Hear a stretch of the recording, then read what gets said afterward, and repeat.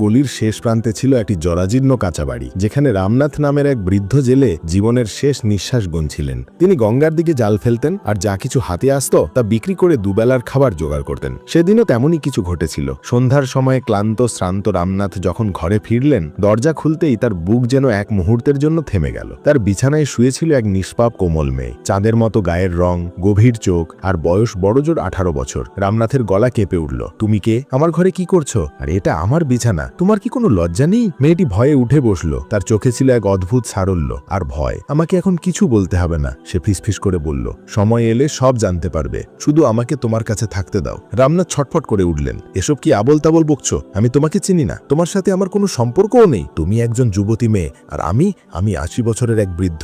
এটা অসম্ভব, বেরিয়ে যাও আমার ঘর থেকে। মেয়েটির চোখে জল চলে এলো। সে তৎক্ষণাৎ তার পায়ে লুটিয়ে পড়ল। তুমি যা বলবে আমি তাই করব, শুধু আমাকে এখানে থাকতে দাও, তোমার সব কাজ করব। রামনাথের মন নরম হতে শুরু করলো, কিন্তু সে তখনও দ্বিধাই ছিল। আমি একজন গরিব জেলে, কোনো মতে নিজের পেট চালাই, তোমাকে কি খাওয়াবো? মেয়েটি স্থির দৃষ্টিতে তার দিকে তাকালো। আপনি শুধু হ্যাঁ বলুন, সবকিছু নিজে থেকেই ঠিক হয়ে যাবে। রামনাথ দীর্ঘশ্বাস ফেলে ক্লান্ত স্বরে বললেন, ঠিক আছে, থেকে যাও। কিন্তু তার কথা অসম্পূর্ণই রয়ে গেল, কারণ মেয়েটি আরও একটি অদ্ভুত শর্ত রাখল। তবে প্রথমে আপনাকে আমাকে বিয়ে করতে হবে। এটা শুনে রামনাথ যেন পাথরের মতো হয়ে গেলেন। কি বললে তুমি? বিয়ে? আমার আর তোমার মধ্যে? তুমি কি হুঁশে আছো? মেয়েটি হাসল না, শুধু দুঃখ ভরা কণ্ঠে বলল, হ্যাঁ, আমাকে আপনাকেই বিয়ে করতে হবে, এবং আজই। রামনাথের বোধগম্যতার বাইরে ছিল এসব। এক খুব সুন্দরী মেয়ে, যাকে সে চিনতও না, তাকে বিয়ে করতে চাইছে। অনেক চিন্তাভাবনার পর রামনাথ রাজি হলেন, এবং তারপর সেই কাঁচা বাড়ির এক কোণে এক বৃদ্ধ জেলে আর এক যুবতী রহস্যময়ী মেয়ে, রামনাথ আর রাধা, অবিচ্ছেদ্য বন্ধনে আবদ্ধ হলেন। সে রাতে রামনাথ অনেকক্ষণ ঘুমানোর চেষ্টা করলেন, কিন্তু প্রতিবারই একই প্রশ্ন তার মনে ঘুরতে থাকল। এই মেয়েটি কে? কেন আমার জীবনে এসেছে? রামনাথ চুপচাপ বসে রাধাকে দেখছিলেন। এই বিয়েতে তার কোনো আনন্দ ছিল না, কোনো আশাও ছিল না, শুধু এক অতুলনীয় বিস্ময় তার হৃদয়কে মথিত করছিল। এটা কি স্বপ্ন নয় তো? সে মনে মনে ভাবছিল। সকালের প্রথম আলো তখনও পুরোপুরি পৃথিবীতে নেমে আসেনি। রামনাথ তার ছোট নৌকা প্রস্তুত করলেন। দরজার কাছে পৌঁছতেই পেছন থেকে আওয়াজ এলো, মাছ ধরতে যাচ্ছ? রামনাথ ঘুরে তাকালেন। রাধা সেখানে দাঁড়িয়েছিল, চোখে সেই রহস্যময়ী স্থিরতা। হ্যাঁ, সে শুষ্ক কণ্ঠে বলল, তবে জানি না ভাগ্যে কি লেখা আছে। রাধা মাথা নাড়ল আর শুধু আস্তে করে বলল, ঈশ্বরের ওপর ভরসা রাখো, সব ঠিক হবে। রামনাথ আর কোনো উত্তর দিলেন না এবং গঙ্গার দিকে চলে গেলেন। কিন্তু সেদিন আর মাছ কি ধরতেন? তার চিন্তায় শুধু একটিই নাম ছিল, রাধা। তার বয়স ছিল 80 বছর, শরীর ছিল ক্লান্ত, আর মন ছিল অস্থির। সে প্রতিবার যখন গঙ্গায় জাল ফেলত, একই প্রশ্ন তার মনে ঘুরত, ওই মেয়েটি কে? সে কেন তাকে বিয়ে করেছে? আর সত্যিই কি তার উদ্দেশ্য সৎ? কয়েক ঘন্টা ধরে জাল ফেললেও তার জালে কিছুই ধরা পড়ল না। সন্ধ্যা নামতে শুরু করেছিল, আর গঙ্গার ঢেউ যেন তার ক্লান্তির প্রতি সহানুভূতি দেখাচ্ছিল।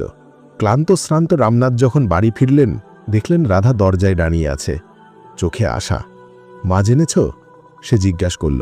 রামনাথের মুখ ম্লান হয়ে গেল। কিছু আসেনি। রাধা কোনো অভিযোগ করল না, কোনো কটাক্ষও করল না, শুধু হাসল। কিছু মনে করো না, ক্ষুধাতেও সাথে দেব, এটাই তো বিয়ের অর্থ, তাই না? সে রাতে দুজনেই কিছু খেল না। উনুন ঠান্ডা রইল, ঘরে নীরবতা ছেয়ে রইল, কিন্তু রাধা সেখানে কোনো আলোর মতো স্থির রইল, যেন সব জেনেও সব কষ্ট চুপচাপ সহ্য করছিল। পরের দিন সকালে রামনাথ আবার গঙ্গার দিকে রওনা হলেন, কিন্তু মন এখন আরও ভারী ছিল। এই মেয়েটি কি সত্যিই সৎ, নাকি এটা কোনো কৌশল? সম্ভবত আমি কোনো বড় প্রতারণার শিকার হয়েছি। সেদিন তার জালে অবশেষে একটি মাছ ধরা পড়ল। সে হাসল না, শুধু ক্লান্ত হয়ে ফিরে এলো।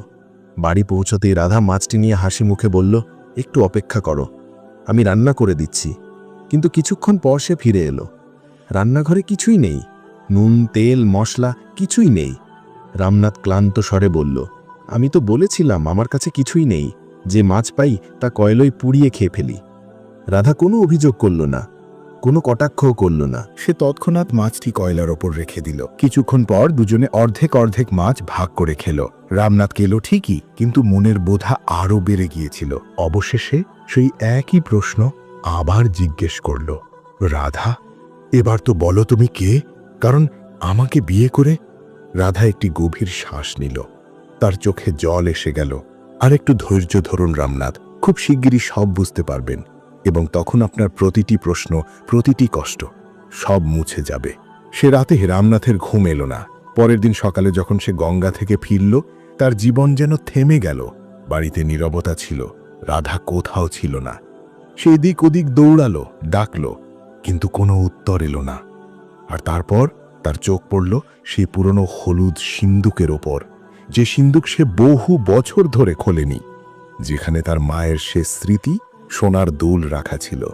তার পায়ের তলা থেকে মাটি সরে গেল। না, এটা হতে পারে না। তার মাথা ঘুরতে লাগলো এবং সে মাটিতে বসে পড়ল। রাধা কি একজন চোর ছিল? সে আমার মায়ের স্মৃতির সুযোগ নিয়েছে, আমার মায়ের শেষ স্মৃতি সব নিয়ে গেছে। এই আঘাতের মধ্যে সে ছুটে গেল তার পুরনো বন্ধু শ্যাম সুন্দরের কাছে। শ্যাম সুন্দর সব শুনে বলল, এখন শুধু একটাই পথ আছে, চলো রানীর কাছে, তিনি অবশ্যই ন্যায় বিচার করবেন। আর তারপর রামনাথের মনে এক নতুন আশা জাগল। বারাণসীর পাথুরে গলিগুলো দিয়ে রামনাথ সেই উঁচু ঢিবির দিকে যাচ্ছিলেন, যেখানে বারাণসীর রানীর বিশাল প্রাসাদ ছিল। বাতাসে ঠান্ডা ছিল এবং তার কাঁপানো হাতে তখনও সেই পুরনো সিন্দুকটি আঁকড়ে ধরা ছিল। সেই সিন্দুক যেখানে একসময় তার মায়ের স্মৃতিচিহ্ন সোনার দুল রাখা ছিল। প্রাসাদের দরজায় দুটি লম্বা তলোয়ার নিয়ে সৈনিকেরা দাঁড়িয়েছিল। রামনাথ তাদের সামনে গিয়ে থামলেন এবং ধীর ক্লান্ত স্বরে বললেন, আমাকে রানীর সাথে দেখা করতে হবে, খুব জরুরি। এক সৈনিক তাকে ওপর থেকে নিচ পর্যন্ত দেখল আর হেসে উঠল, রানীর সাথে? তোমার মতো হতদরিদ্র বুড়োকে, যাও এখান থেকে। কিন্তু তখনই অন্য সৈনিক বলল, দাঁড়াও, রানী আর সাধারণ মানুষের জন্য দরবার খুলেছেন। কিছু জিজ্ঞাসাবাদ করার পর রামনাথকে প্রাসাদের ভেতরে পাঠানো হলো। প্রাসাদের ভেতরের দৃশ্য তার কাছে স্বপ্নের চেয়ে কম ছিল না। উঁচু গম্বুজ, মেঝেতে বিছানো লাল কার্পেট, দেয়ালে চকচকে আয়না এবং হাজার হাজার প্রদীপের আলো। মাঝখানে ছিল একটি উঁচু সিংহাসন, যার উপর বসেছিলেন বারাণসীর রানী। মুখটি মুখোশ ঢাকা ছিল, শুধু তার গভীর স্থির চোখ দুটি দেখা যাচ্ছিল। দরবারের উজির উচ্চ স্বরে ডাকল, রামনাথ বেন রঘুনাথ, আপনার কথা রানীর সামনে রাখুন। রামনাথ ধীরে ধীরে এগিয়ে গেলেন। কণ্ঠস্বর ভারী ছিল, কিন্তু ভেঙে যায়নি। রানী সাহেবা, আমি একজন বৃদ্ধ জেলে। 2 দিন আগে আমার বাড়িতে একটি মেয়ে এসেছিল, যুবতী, সুন্দরী, কিন্তু সে আমাকে বিয়ে করার জন্য জোর করল। আমি অনেক বারণ করলাম, কিন্তু সে শুনল না। বিয়ে হলো এবং তারপর 2 দিন পর সে আমার মায়ের শেষ স্মৃতিচিহ্ন সোনার দুল নিয়ে অদৃশ্য হয়ে গেল। পুরো দরবার স্তব্ধ হয়ে রইল। রানী কিছুক্ষণ চুপচাপ ভাবলেন, তারপর জিজ্ঞেস করলেন, এখন তুমি কি চাও বৃদ্ধ জেলে? ইনসাফ। আমার মায়ের স্মৃতি ফিরে পেতে চাই। আমি অন্য কোনো কিছুর বিনিময়ে তা বদলাতে পারি না। রানীর কণ্ঠে কোমলতা ছিল, কিন্তু মুখ তখনও মুখোশে ঢাকা ছিল। যদি আমি তোমাকে সেই গহনার পরিবর্তে দ্বিগুণ সোনা দিই, তাহলে কি তুমি মেনে নেবে? রামনাথ উত্তর দিতে এক মুহূর্তেও দেরি করল না। না, আমি শুধু সেই স্মৃতিচিহ্নই চাই। আমার মায়ের শেষ পরিচয় ছিল সেটি।